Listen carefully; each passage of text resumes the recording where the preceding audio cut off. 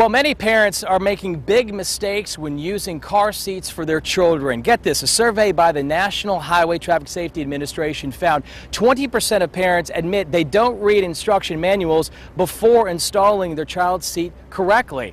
This is huge news, and it certainly is impacting, especially when the slightest imperfection can mean life or death for your child. And it certainly hit home for me with a 2.5-year-old. I knew this came full circle for me and my family. I wanted to make sure we had the proper car seats in place. I want to welcome in Zandra Hunter. She's the program manager for the Safety Council of the Palm Beaches. Zandra, thank you so much for joining us today.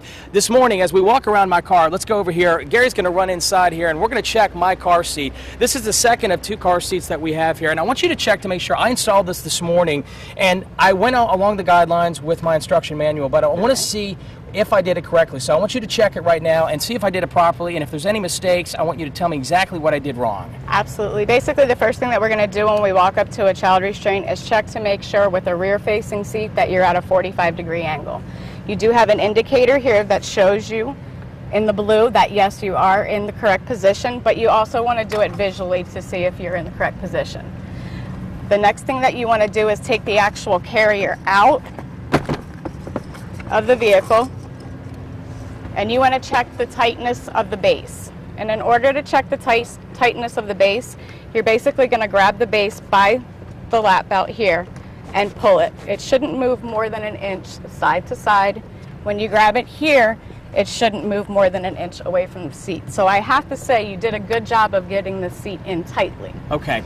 And for what is the biggest mistake parents make when installing car seats? It's too loose, is that it? A lot of times it's too loose and they don't know how the belt paths work. You have the latch system in your vehicle, which is the lower anchors. A lot of people would use that and then use the seat belt also.